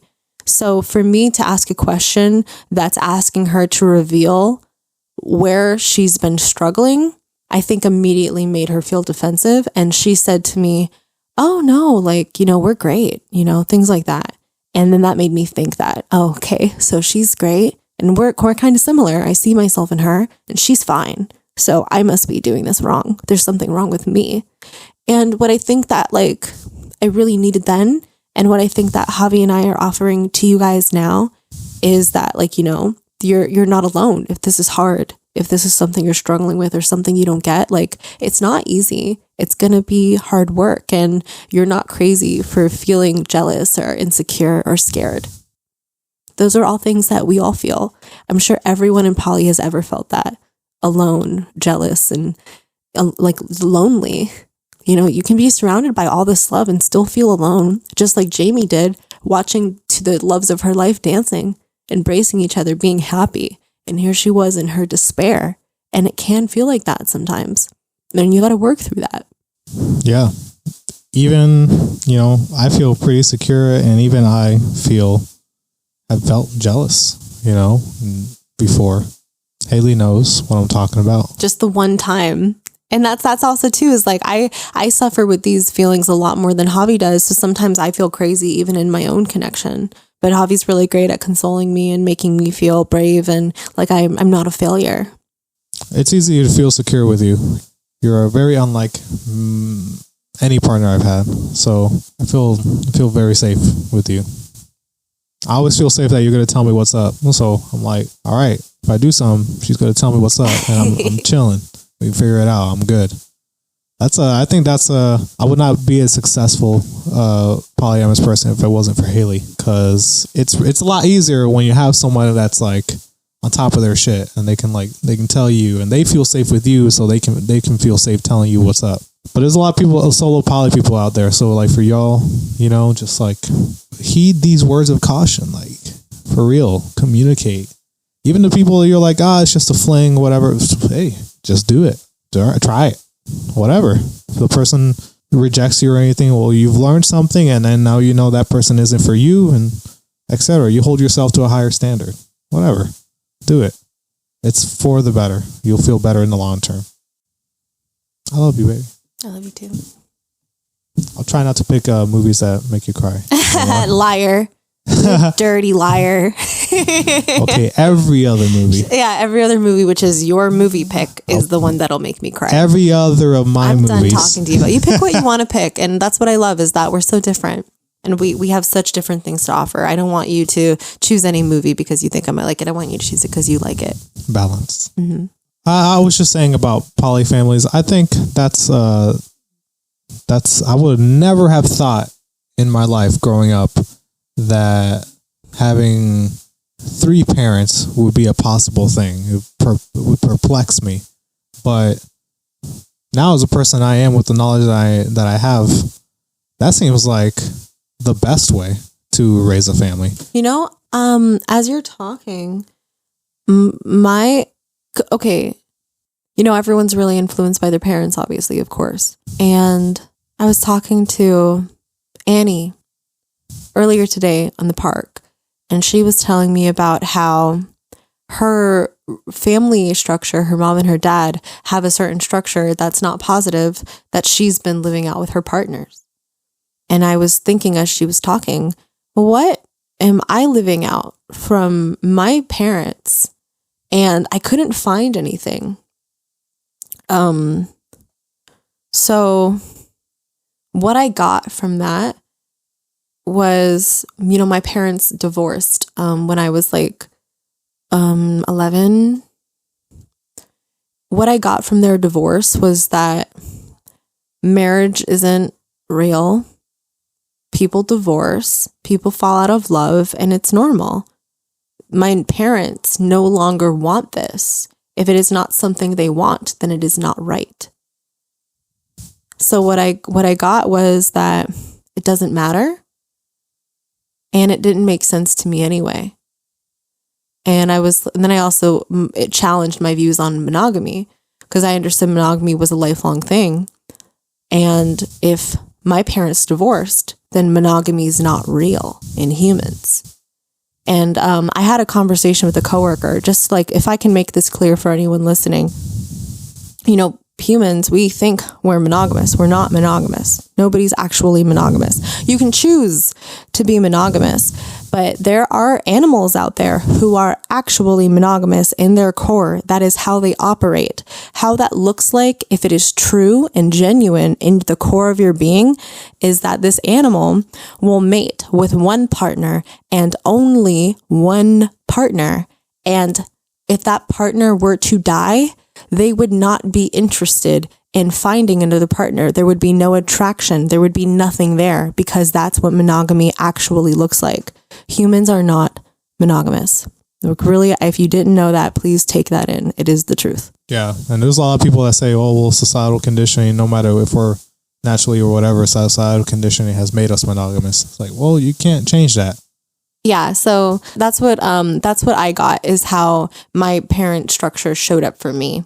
Cool. And my parents have healthy, happy relationship. They're still married. They're still gorgeous, super happy together and stuff. And I still, and even with all that, I still think having a poly family would probably be most healthy, just easier too. That's why I brought that up too, because for me, it's not crazy to think of having multiple parents, because my stepdad and my mom started dating like within the year of divorcing. There was men, like, not like flocks of men, but like, every once in a while it would be like a man she was dating, or then Alan came in the picture, and they got married very quickly. So it wasn't crazy to think about multiple parenting structures. Mm-hmm. And I think that, I think that's beneficial. Like getting all these different, like the whole thing of it takes a village to raise a child, It takes a village. When we have a scene in the movie where the baby is crying and they're all asleep in the middle of the night. And they all choose to be there for the baby. And that's just 3 times the love that baby is receiving from all these genuine people. It's also like Bobby said, Jonathan gets up and it's like, oh, I'll go see. And so Bobby is like, no, go back to sleep. It's my night. Implying that they take turns every night. Whenever the baby's crying, it's like, all right, it's Claire's night, it's Jonathan's night, it's Bobby. So they all take turns so they can have time to rest, Like, how much easier is that? Oh my goodness. Jeez. Imagine 4 people. Forget about it. That's awesome. Yeah, so like it takes a village. There can be a lot of people in a family. There's a lot of hurdles that poly families have to overcome legally speaking. There is now more acceptance of poly families, and sometimes legislation goes in favor of non-monogamous families, but there's still a lot of barriers. Like, for example, for a third domestic partner to take on legal responsibility for the children in poly families, one of the legal parents has to surrender their rights to the other person, and that makes it tricky, because then legally speaking, they only have 2 parents, but not really. So it's a little weird, especially when it comes to like insurance and things like that too. One of the things that I wondered was, like, let's say we're in a poly family. What happens when you and me? Let's say whoever, me and you. Let's say we're in a poly family, right? What happens if one of us breaks up with one of our partners? And that child has grown up with this person for 5 years or 12 years or whatever, and now they're broken up. Uncle is not in the picture anymore. I think it would just look like a typical divorce, where it can get messy, but it can also be cordial. Like, my parents, they told us, like, oh, we're still a family. And, ultimately it was pretty amicable. I think it would look just like that. It would depend on the maturity of the people involved. Hopefully it would be like, we're just modeling how a healthy breakup looks like, and they're not out of the picture. They can still be your parent. They'll still be here for you. A lot of poly families still have platonic friendships with each other, and still take care of the child too. Was this more of a V? I think this was more of a V. Why? Well, Bobby's the V. Like, they love each other. It's romantic love. And that's the thing, though, is that you can have romantic love for friends. You can do romantic things with friends. Like a lot of the stuff I've done with my friends could look like a date, but it wasn't. It was still love there. You can still say I love, and it could still be romantic. It can be platonic, lacking sexual energy. So they can still love each other, but there's not a sexual connection, and they're not in an established relationship. It just kind of seems like Bobby's the V in that. They say all three of them aren't together. They do, they? They said like all three of us in this family. They can be in a family. A family is like, you can be in family with your friends. That could be your chosen family, but I don't think the relationship structure specifically, I think, is a V. Because they're not having sex with each other? Well, they're not in an established relationship. They can say they're in a family, but they're not saying this is my girlfriend, this is my boyfriend. They're not saying things like that. They're saying this is my family. But the only people who are in an actual relationship established verbally is Claire and Bobby. Can I talk to you about something else? This is about the sexual boundaries. Sure. So Jonathan has AIDS. AIDS, my understanding is that it's gotten through unprotected sex. So that kind of speaks to like what the sex may or may not have looked like for him and Bobby. Were they having sex? Probably not. No. So it just kind of feels like there's just like this constant feeling of like being unable to do anything. Being unable to do anything sexually? And express, how he's feeling. No, that's a good point. I didn't realize that. I guess, yeah, because if they've been having sex, that would be that Bobby would have AIDS too, and Claire. But it was just Jonathan, so I guess they weren't. Jonathan was not having sex with either of these people. Yeah, for years. He referred to himself as the uncle, which is why he ran away. He said, "I couldn't be the uncle anymore." So he feels very disconnected from that. They can be a family, but they weren't an established partnership. But if they were in a partnership, it's a V because of the relationship between Claire and Jonathan. And I'm not saying that two people can't have a non-sexual relationship and not be an established partnership, but they were not. And that kind of goes to show the kind of sexual boundaries you need in a relationship too. Because, Javi and I, we've expressed that we're coming to a place of more lax in our sexual boundaries, but it's situations like this that we're trying to avoid. Is one person gets sick and this is fatal. That they're anything else, it's like we don't, like I said to Javi, I could tell this bothered him the other day because we were looking at being with another girl who was like not practicing very well, and I had to cut things off, and then Javi was like, well, I still want to do this. And I said, Javi, like, I'm sorry, but like your body is my body. And like, if you get sick, I get sick because we're fluid bonded. If you're not being safe, then that means I'm not being safe. And it's almost like, what's the point of me cutting it off if you're going to go do it? So I could tell that he didn't like it when I said that. But even though that wasn't what he wanted to hear, or maybe what's not, like, it might sound wrong for other people. Like, it might sound like I'm being controlling or something like that. But really what it boils down to is safety. And like this situation with Jonathan getting this fatal disease really is better safe than sorry. Yeah, the short-term pleasure is not worth the long-term misery. In the end, Javi understood where I was coming from, and we reached an agreement that, if things got better with this person over time and they were practicing safely, then we would revisit it.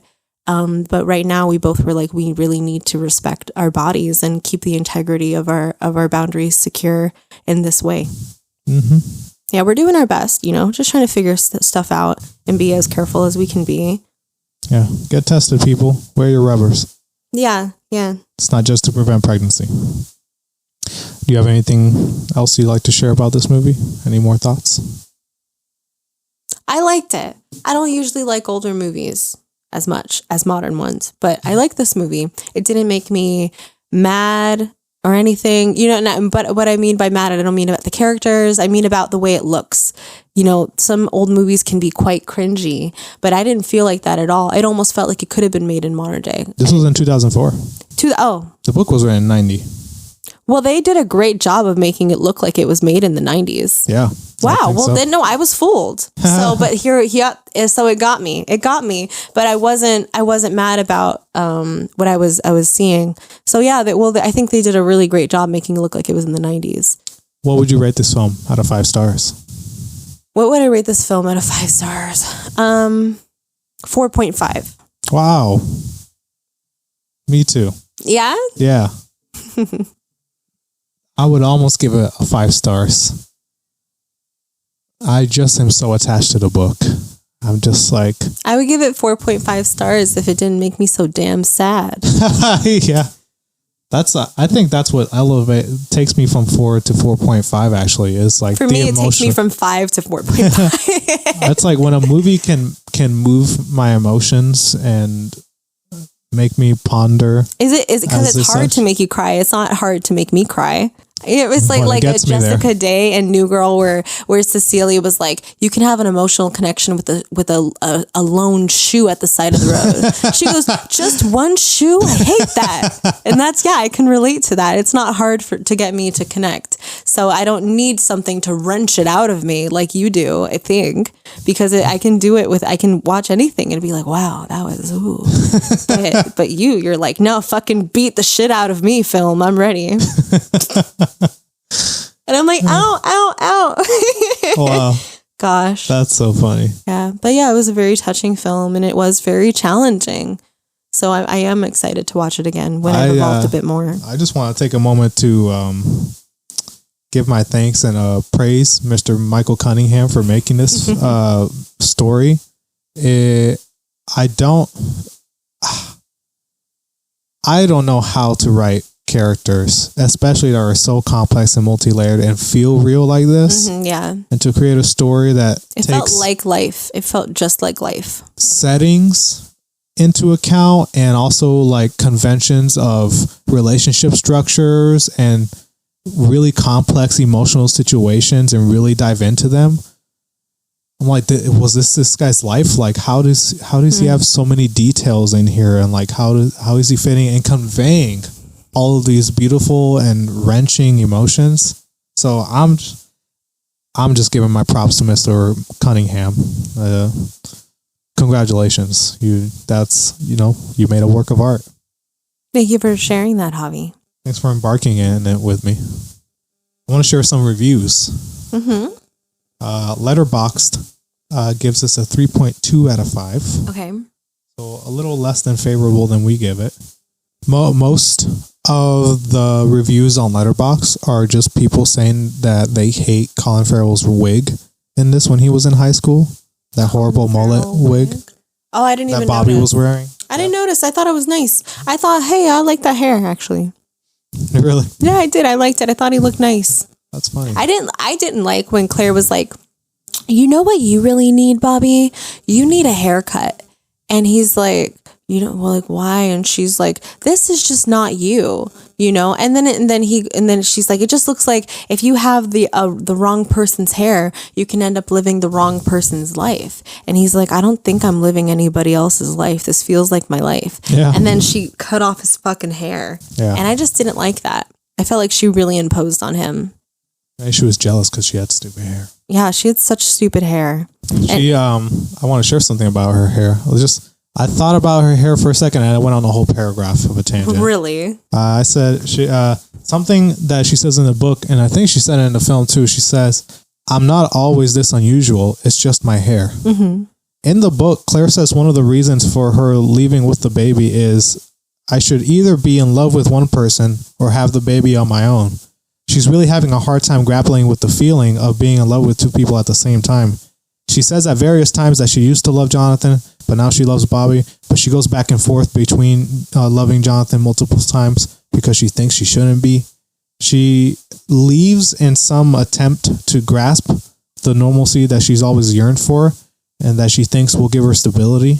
And, you know, like I said, the book goes more in depth about the shrewdness of her mother and her absent father and all these things, which we didn't even see at all in the film. But yeah, stupid hair. But I do want to share one review that's outside of Letterboxd that the famous critic Roger Ebert said. He gave the film 3.5 stars out of 4 and wrote, "The movie exists outside of our expectations for such stories. Nothing about it is conventional. The 3-member household is puzzling not only to us, but to its members. We expect conflict, resolution, an ending, happy or sad, but what we get is mostly life, muddling through." No more reviews? And I think that's a perfect summation of... But you only read one. Well, all the rest on Letterboxd are just people commenting about the wig. You what? Seriously. The wig? That's all people cared about? Come on, Javi. You gotta find at least 2 more. I'll show you. That's so stupid. I know. This movie is so deep. Why do you just care about the wig? I didn't even notice that he was wearing a wig. Man, because the people on Letterboxd the top comments are always something silly and stupid. Ava has a really long one. She gives a no rating, just a heart. She likes it. She says, "Sincerely one of the most beautiful things I've ever experienced. I was already near tears around the 15-minute marks, and then about 30 minutes in, the tears came, and it didn't stop until I went to bed an hour after. Wow. It's brimming with so much empathy and such an earnest, pure love, it's overwhelming. I was enamored with the sort of aesthetic of the film and its characters almost immediately, but God, this was just so emotionally moving, I felt like I was being very gently and very carefully swaddled like a baby over 96 minutes. Farrell, Roberts, and Wright are all so moving, together and individually. I've only awe to share. I'm writing this about 12 hours since I watched it, and I'm still having trouble just articulating it all. Just so much love, so much tenderness. I don't want to rave and ramble about this one. It feels too personal, too layered for me, for it to be totally unraveled by me so soon after watching, but I think I'll give this one a rewatch soon. I fell head over heels in love with the movie, and arguably it's not perfect, but really, truly, honestly, it's perfect for me. That was a really nice review. Yeah, it's beautiful. This is a beautiful film.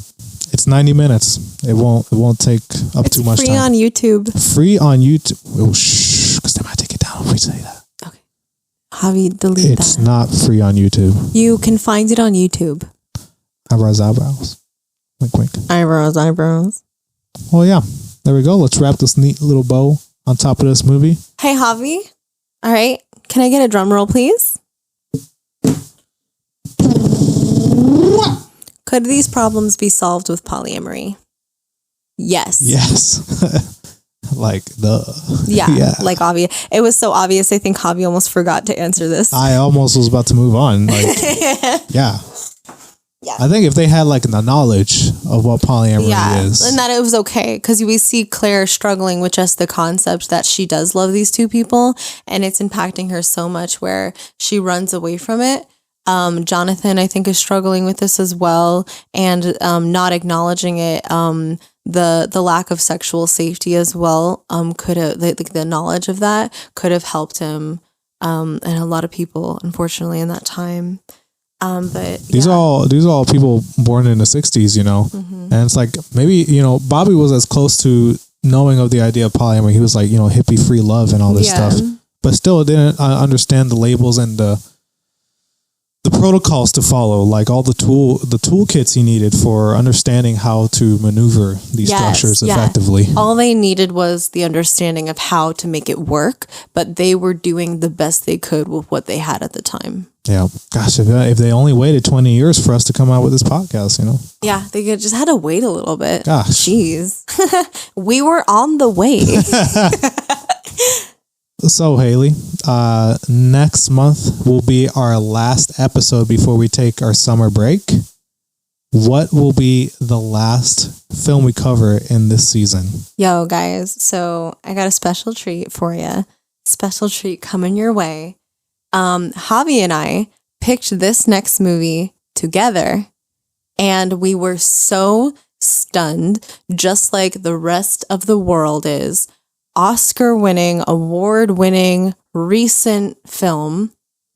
Emma Stone, Mark Ruffalo, Rami Youssef, Willem Dafoe. William Dafoe.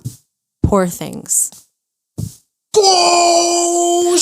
Wah, wah, wah. Yeah, so we're stoked. This movie is so deep and complex and freaking fantastic. We would probably not do it justice, but I cannot wait to talk about it. I can't wait. Let's get it. Let's get it. See y'all then. All right. See you next time.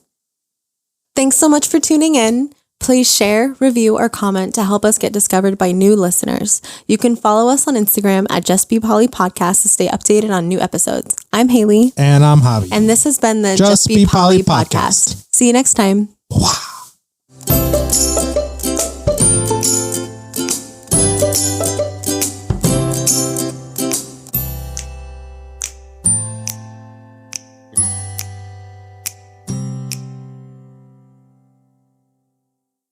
Just a little kiss amongst brothers. Well, there's nothing wrong with that.